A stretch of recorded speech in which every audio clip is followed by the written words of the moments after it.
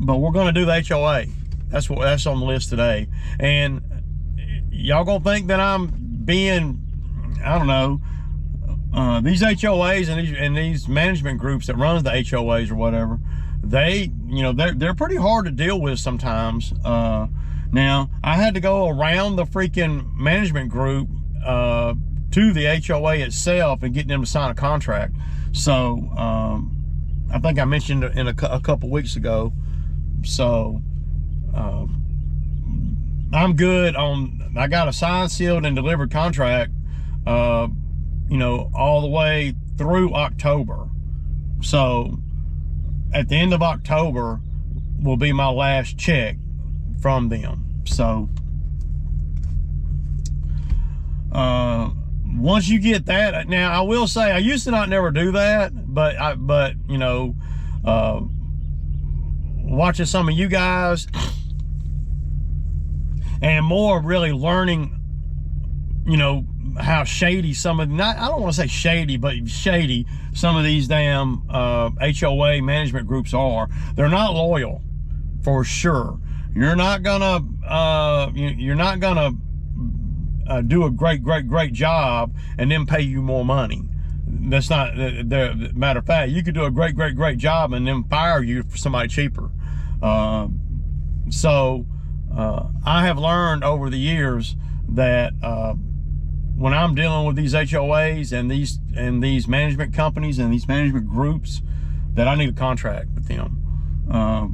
Because even last year, well, number one, let me back up. Down here in the South, we I don't want to speak for everyone, but down here in the South, in my general area and me personally, that's really all I can speak to. We have a good old boy network, and when a man tells you he's going to do something, he does it. And when a company tells me they're going to do it, they do it. I don't never sign a contract. I had my pool installed like $9,000. I didn't sign a contract. I had the building done. Now the building, I did have to put a deposit down, but I didn't pay. I didn't pay up front for all that. Concrete for the building, they poured the concrete and I paid them after they got done. So, because I said so. No, I didn't sign nothing, and that is what contractors like me, well, that's the bread and butter of everything. If I got to do a formal contract on every little bitty job I do, then damn, man, I'm spending all my time writing contracts and stuff. Well, it's just a format, man. Just make a template. And yeah, but I don't like doing that. I'll be honest. I'm certainly not going to do that on these $60 and $70 lawns, but for the HOA and management groups, I do that. You have to, because come October, this past October, I got screwed out of $2,000 by them, because we had a verbal, me and the HOA president and the management group advisor there, that was the guy that was over, that HOA. We had a verbal contract last year of the same thing that I made them sign this year. And I got screwed out of one cut in September and 2 cuts in October because it didn't need it. It was whatever. But that's all irrelevant to me. I'm not gonna. I mean, when I'm doing big stuff like that and I'm doing it at a break, I'm giving them a break because it's so much work and it's easy and it's right here at my house. So me giving them a break, they can't punch me in the mouth at every turn. And then they're 1099 to me too. So, you got to, in order to do the stuff like that, you can't be some mom and pop operation with no insurance or anything. You got to have insurance. You got to show them that you got insurance. So you got to have business license and everything. So you're not going to just get stuff like that. Even they won't hire anybody that doesn't have insurance, even if they are cheaper. Or a lot of times on this HOA, y'all know that it's only been there about 6 years. And the kid that gave me a few accounts that works for UPS, he was doing it, and he was doing it cheap, man. He was doing it for like, I don't know, $400 or something, twice a month, or $350 twice a month. And he told me when he gave it to me, he said, man, I went in too cheap, and I can't do it. It ain't worth it to me, man. It's hard on the mowers, it's hard on everything.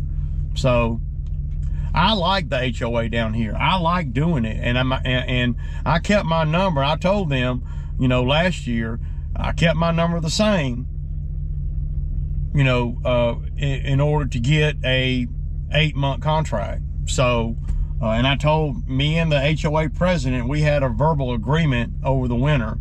Last year when I got ready to cut it in October, you know, the management group's calling me, telling me, oh no, they don't want you to cut it, Ray.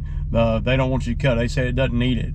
And see, I'm not going for that this year. And I learned, if you don't learn, you ain't going that way. Not fast, for sure. So I basically just drew up a contract out of the blue. Well, I think somebody sent me a template of a contract. Who was it? Was it that GLC guy out there in Texas? I appreciate it, man. I know I blocked you, but you know, that's what you get when you come and talk about my mama and shit. But he sent me a template before he got on my nerves, and before I blocked him.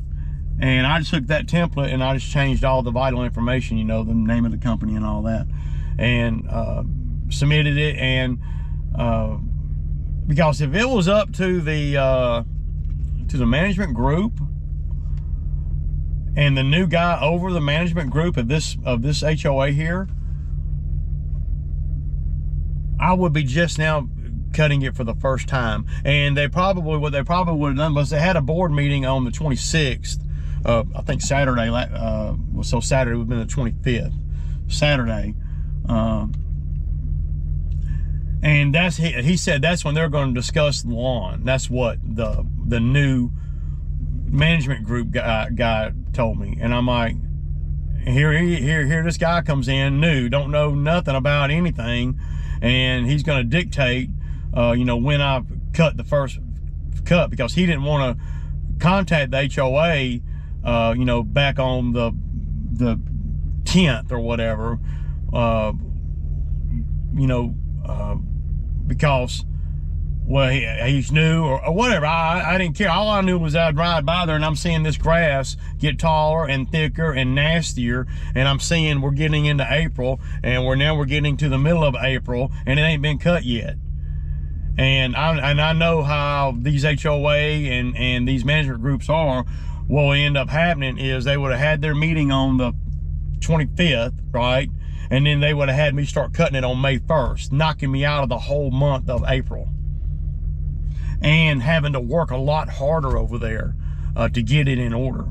So, you know, that is the, I don't know, that was the problem for me, especially when I'm staying at the same number.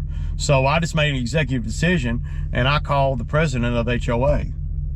And me and him, well, he's not the president this year. That's another bad thing about HOAs and stuff. The presidents and the board members, that they're always are changing, so you never know who is doing what, you know, at any given moment. He was the HOA president last year, and me and him had a rapport, and you know, because he feels the same way I feel about the management group.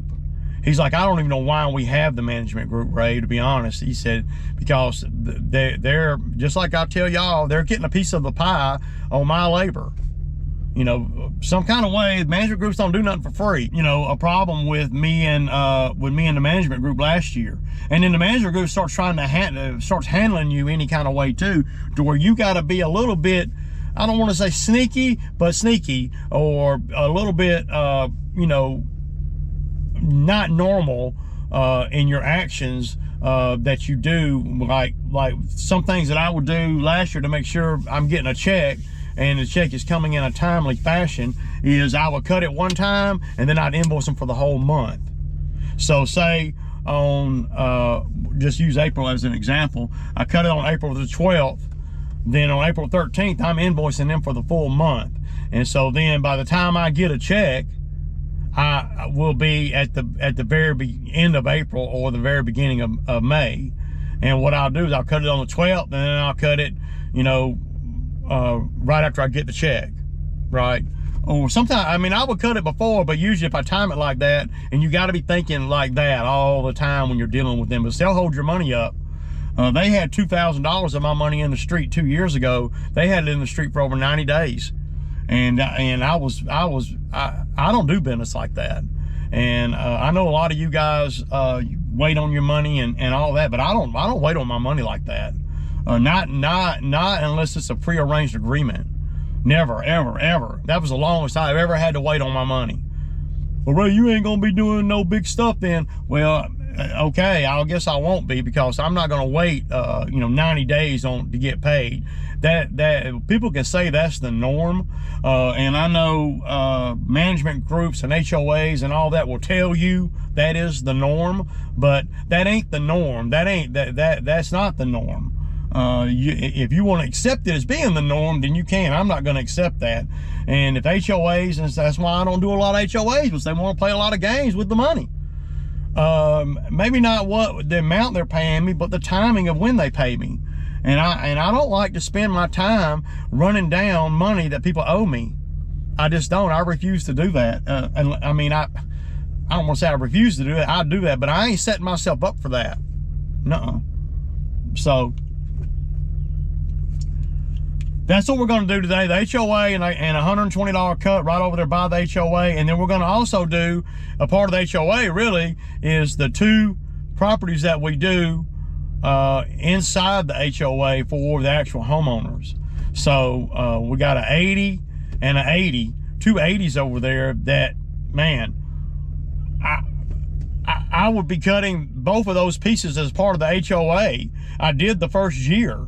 And then when I found out it wasn't part of the HOA, I quit doing that, because, I had to, well, that kid, they gave me the account, he was cutting all this stuff, and I'm like, dude, he said, well, this is not really part of it, but I do this for Miss Smith, and I do this for Miss Jonas over here. And I'm like, no, man. He said, but, sometimes she'll give me some money, and sometimes she'll give me some money of my own. So when I came aboard, he introduced me to both of these ladies, right? And then me and them made a deal that I would do this, and that for $80, and I would do this, and that for $80. So that's another $160 onto the HOA. So. And then I got one that's right across the street from the HOA that we park at the HOA, and we ride the mowers over there, and I do that one too, and that's 120. So you got the HOA, only 500. It's only 500, and then you got 2 80s, so that's 660, right? And then you got 120, so that's 780. So, 780 in one morning. Like today is going to be a lot easier than the last time, because the last time it was the first time. And don't you know, knowing what I know now about my labor and the experience of my labor, and dealing with the HOA and how they want to, not the HOA, but the management group, and how they want to do things. So, all right, y'all, I kick it.